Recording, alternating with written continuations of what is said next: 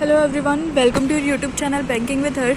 आज मेरा SBI PO का एग्ज़ाम था और अभी मैं जस्ट देख के आई हूँ, मेट्रो स्टेशन पे ही हूँ, इफ़ यू कैन सी। और इसके अलावा मैं एनालिसिस आपके साथ शेयर करती हूँ। ऑल्दो बहुत बेकार एग्ज़ाम हुआ है मेरा, ठीक है। अभी तक जितने भी मैंने प्री दिए ना, इवन 2020 में या फिर 2021 में या अभी तक का मेरा वर्स्ट मेरे हिसाब से रहा है, क्योंकि प्रिपरेशन थी, एक्सपेक्टेशंस थी मुझे खुद से, बट हुआ नहीं वैसा जैसा सोचा था। और आपके साथ शेयर करती हूँ अभी जो भी है। इंग्लिश में फ्रेजल वर्ब्स आई थी, इनको देखते ही दिमाग ख़राब हो गया, क्योंकि नहीं याद भी नहीं रहती है, पता भी नहीं होता कि कहाँ से कितना बढ़े इनको, तो इसलिए मैं फ्रेजल वर्ब पे और वोकैब पे मैं बहुत ज़्यादा काम नहीं करती हूँ। 4 से 5 क्वेश्चन इनके थे, उसके बाद पैराजम्बल्स थे, देन एरर के क्वेश्चन थे, 4 से 5 क्वेश्चन थे, और जिनमें से ना 2-3 क्वेश्चन में मुझे ऐसा लग रहा था जैसे नो एरर है, बट एक ये डाउट भी था कि यार एग्जाम में नो एरर मोस्टली नहीं देखने को मिलता है, तो पता नहीं आंसर ठीक है या नहीं है उनका। और अगर आप बताना, आपने अगर ऐसा कोई क्वेश्चन आपको भी दिखा तो। RC के 9 से 10 क्वेश्चन थे, 21 से लेके आई थिंक 29 पता नहीं 30 तक RC के क्वेश्चंस थे। उससे पहले जो मिसलेनियस पार्ट था वो था, और इसके अलावा जंबल वर्ड्स थे जिसमें वो वर्ड स्वैप करना होता है ना, A और C का, ये मेरे को ठीक ठाक लगा। और बाकी इसमें इंग्लिश में मेरे अटैम्प्ट हुए हैं 20 अटैम्प्ट हुए हैं मेरे, और जिसमें से फ्रेजल वर्ब में मैंने आई थिंक 1 या 2 में मैंने तुक्के मारे हैं, जो मुझे लगा कि जैसे फर्स्ट और सेकंड का मान लो लग रहा है कि सेम मीनिंग दे रही है, तो मैंने वो A और B कर दिया। अब पता नहीं वो गलत है या ठीक है। एक फ्रेजल वर्ब थी हेल्ड टू, पता नहीं हेल्ड अप ऐसे कुछ थी, और एक टेक टू द हार्ट, ऐसे कुछ फ्रेजल वर्ब्स थी इनमें। और 20 अटैम्प्ट हुए हैं इंग्लिश में मेरे। क्वांट में जो थी DI आई थी, और सिंप्लीफिकेशन नहीं थी, क्वाड्रेटिक की क्वेश्चंस थी, और मिसिंग सीरीज़ थी, और रॉन्ग नंबर सीरीज़ नहीं थी।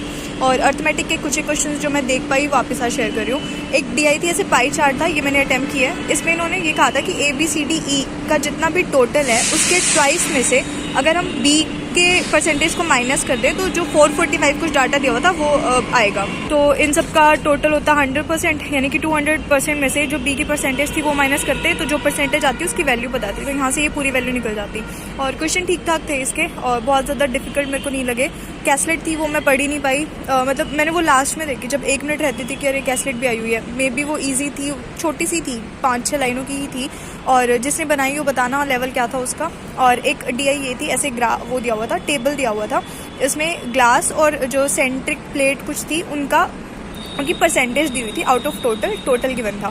फिर उन्होंने कहा कि जो ग्लास प्लेट है ना वो इसमें से इतने परसेंट है, मान लो यहाँ पे अगर 20% है तो यहाँ इसका 20% आएगा 1000, और फिर ग्लास प्लेट अगर 20% तो इस नहीं, ऐसे बड़े बड़े डाटा थे 95%, 96% ऐसे कुछ था, तो उसके हिसाब से 950 ये हो जाएंगी। ऐसे ये दोनों निकालना था, फिर सिमेट्रिक का निकालना था, और सिमेट्रिक पे बेस्ड भी क्वेश्चन थे।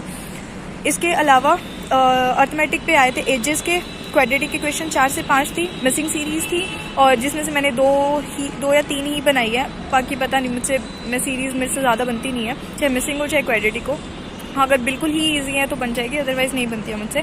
और प्रॉफिट एंड लॉस का एक क्वेश्चन था, मिक्सचर एंड डेलीगेशन के क्वेश्चन थे। और क्वांट में मेरे अटैम्प्ट हुए हैं 21, और पता नहीं अच्छे हैं बुरे हैं, शेयर कर देना प्लीज़ आपने जो भी अटैम्प्ट किया। और इसके बाद रीजनिंग में पज़ल आई थी।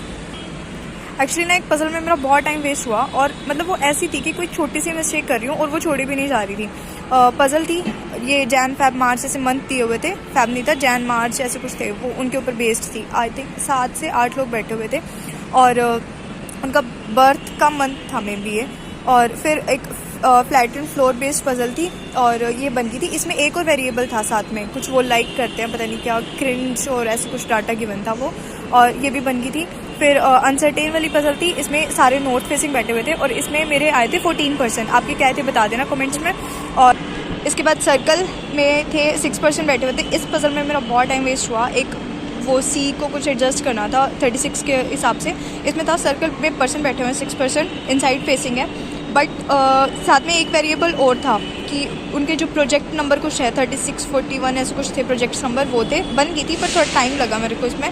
और एक इनइक्वालिटी के स्टार्टिंग में ही क्वेश्चन थे, 3 इक्वालिटी के क्वेश्चन थे, तो वो मैंने किए। और रीजनिंग में मेरे टोटल अटैम्प्ट हुए हैं 21, तो टोटल ओवरऑल अटैम्प्ट हुए हैं। और इसमें हुए थे कितने, इंग्लिश में हुए थे 20, क्वांट में 21, और रीजनिंग में भी 21, तो 61 मेरे टोटल अटैम्प्ट्स हैं।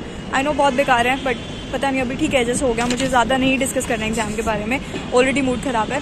और बाकी आपका कैसा हुआ बता देना मुझे। तो मतलब मैं ये नहीं कह सकती कि एग्ज़ाम बहुत डिफ़िकल्ट था, में भी मेरी प्रिपरेशन में ही शायद कहीं कमी थी, और नेक्स्ट ईयर करते हैं थोड़ा अच्छे से प्रिपेयर। बाकी अभी और एग्जाम्स भी हैं पेंडिंग, उन पर फोकस करते हैं, specially SBI clerk mains and FCI भी है, उसकी भी प्रिपरेशन कर रही है। और आपका जैसा भी हुआ है, जो भी आपके अटेम्प्ट्स रहे हैं, वो कमेंट सेक्शन में ज़रूर बताना। I hope you like the video and background noise please थोड़ा अवॉइड करना, क्योंकि मेट्रो स्टेशन पे हूँ और नीचे रोड है तो व्हीकल की भी आवाज़ आता है। And thanks for watching.